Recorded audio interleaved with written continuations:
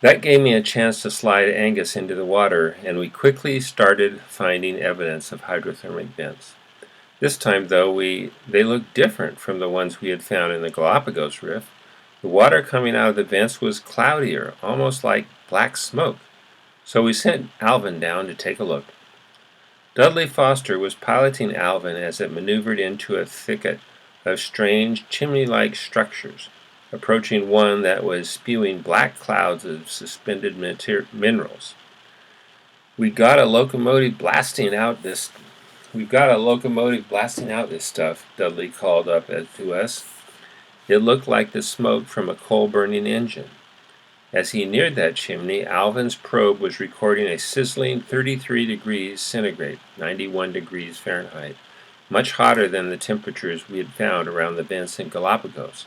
It was so hot, the tip of Alvin's thermometer melted. Oh boy. That evening, John and I talked about what these smoke-spewing chimneys could be. 2 years earlier in the Galapagos, we had come upon similar tubular deposits, but they had crumbled when I tried to grab a piece with Alvin's claw. And in 1978, on a cruise Jean and I had conducted with the submersible Cayana, a Mexican scientist had seen a chimney-like structure and had taken a rock sample. The sample had sat in a French lab for months until an American scientist identified it as a sulfide-rich in zinc, copper, lead, silver, and gold, a mineral substance that had never been found on the seabed before. But nobody had ever come upon a smokestack scene like the one we were seeing. It seemed to come right out of the Industrial Revolution. The next day, Jean and I made sure a gauge that could record much higher temperatures was installed on Alvin, and we dove down to the same location. We had to see it for ourselves. Some of the chimneys were 6 feet tall, and they were spewing out vast black clouds of smoke. They seemed connected to hell itself, Jean said. As we drew near one that was belching, our pilot suggested we take a temperature reading. Thank goodness he did. We were flabbergasted to see the gauge shoot up to 350 degrees centigrade, 662 degrees Fahrenheit, 3 times the boiling point of water. We quickly backed off. Our titanium hull could have withheld it, but any closer and the heat would have cracked our plexiglass porthole and created a massive and deadly implosion. We had calculated that these high-temperature fluids could be generated by the magna chamber some kilometers beneath the ocean floor, but we never expected these vents fluids to maintain that high a temperature as they came out into the ocean floor, but clearly they did. On subsequent runs, Angus found more smokers, and we vectored Alvin in to inspect them. We had just installed an automated acoustic navigation system that could be operated by a single individual, compared to the 3 to 4 person navigation team that Deep Toe needed. We were feeling pretty good about where we stood at the moment in the long-standing rivalry between Scripps and Woodhull, and clearly my competitive nature came out. So I told Steve Gegg, who was navigating the Angus, when you're on watch, I want you to play some music, pop some popcorn, and put your feet up on the computer. That kind of casual attitude would drive Spiess, a by-the-books former Navy officer, insane. And each time Angus found another smoker, I had my team stencil a small picture of one on Angus's side, sort of the way they painted a rising sun on the side of World War II fighter planes that for every Japanese Zero they shot down. I had invited my father to come on this cruise with us. One evening he was on the upper deck, and I heard Dr. Spiess come out into the night on deck just below him and let out his big exhale, almost a scream. This was a button-up guy who rarely lost his temper, and I had clearly gotten under his skin. In subsequent dives, our team found more chimneys, some almost 30 feet high. We called them black smokers or white smokers, depending on the color of their emissions. All of them were made up of polymetallic sulfides, the same minerals in the sample the French had collected the year before. When we looked carefully at the fluid coming out of the chimney openings, we could see it was clear.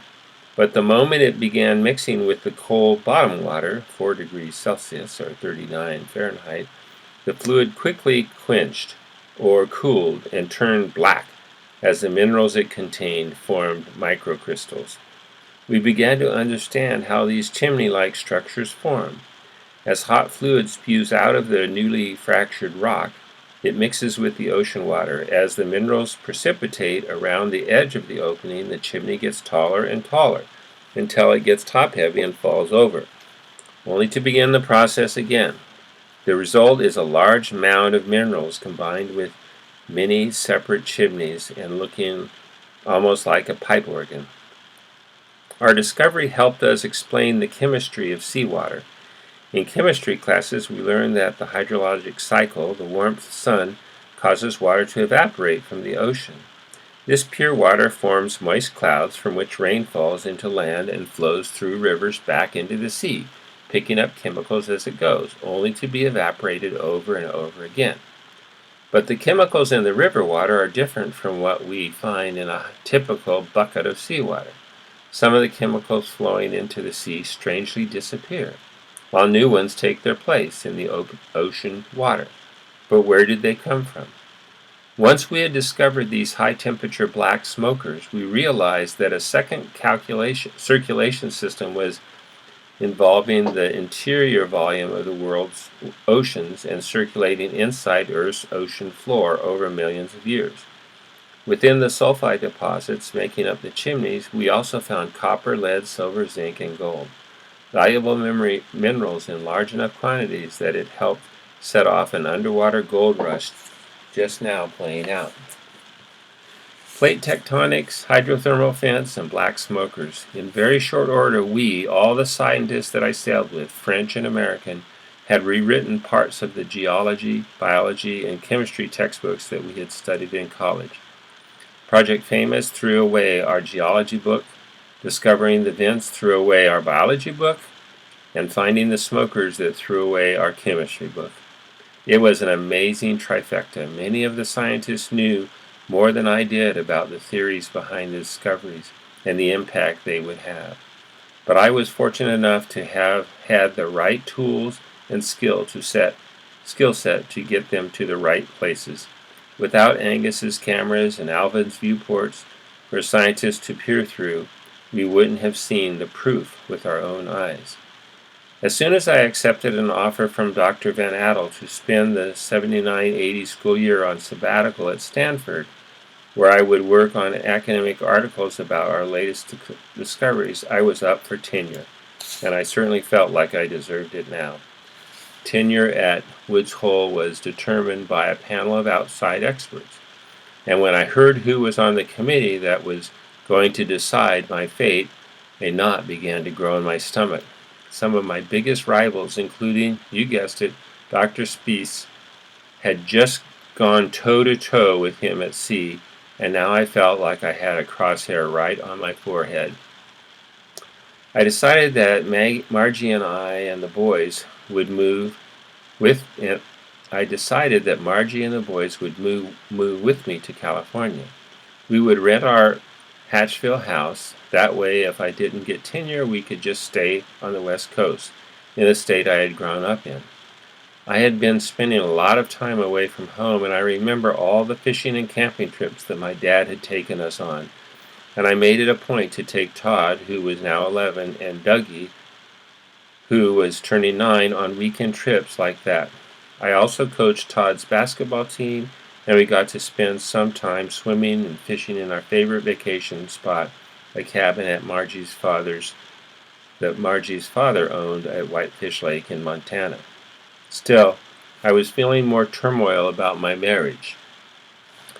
As at Woods Hole, Margie had no interest in Stanford in socializing with my professional friends or sharing in my intellectual life.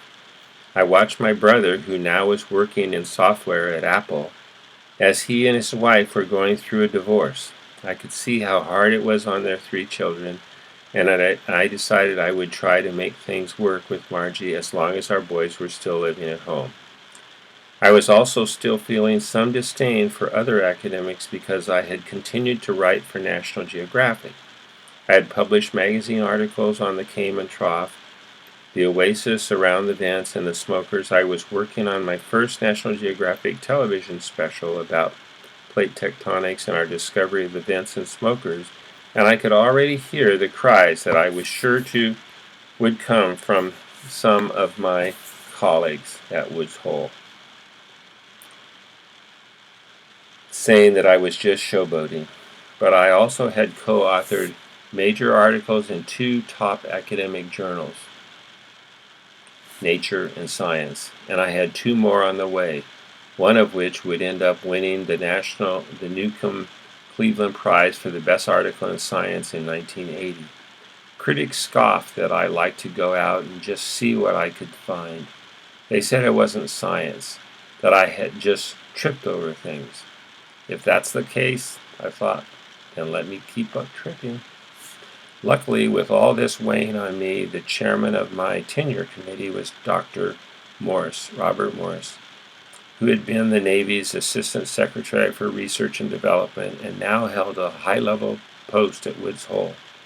He also was my tennis buddy. Later I learned from him that the committee had sought letters about me from other experts, including some who had never said a nice thing about me. They included scientists who had just been in the field with me, like Jerry Van Adel of Stanford, Harmon Craig of Scripps, and John Edmonds of MIT. It came down to a vote, and everything won sitting around a table on February 14, 1980.